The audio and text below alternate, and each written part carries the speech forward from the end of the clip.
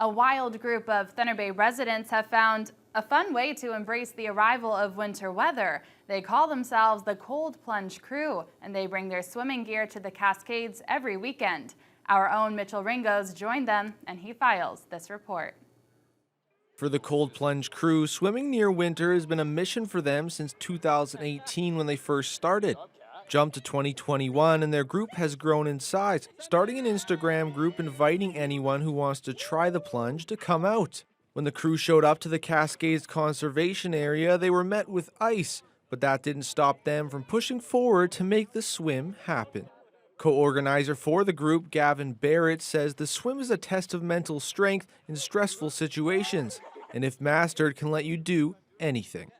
That's like a superpower in life. If you can spread the gap between the stressful stimulus and your response to it, then you can choose how you're going to respond. And I mean, it carries over to helps me not lose my temper with my son, or eat a donut or drink wine when I'm stressed out. If you can widen that gap, you can kind of choose the life you want to live, and that's why we're coming here, just to widen that gap. And with that in mind, the Cold Plunge Crew slid into the hole one by one, cut out in the winter ice. And despite being cold, the crew were all smiles and laugh once out of the water, heating up by the small fire. We talked to a couple brave souls once out of the water about why they choose to swim in November.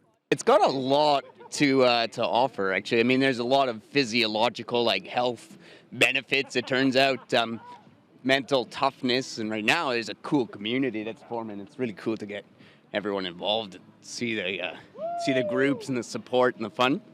After you rewarm, I'm starting to shiver now, but after you rewarm, I feel euphoric the rest of the day. So I think that's what keeps me in the water, is knowing that a few hours from now, I'm going to be warm and I'm going to be happy and feel really, really good.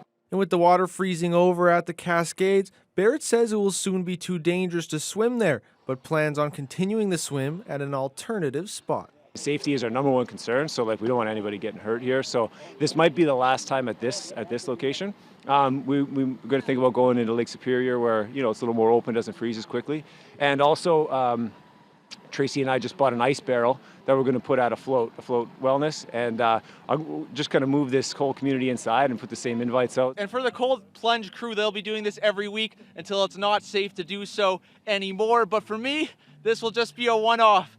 Mitchell Ringos, TBT News. All right, Mitchell!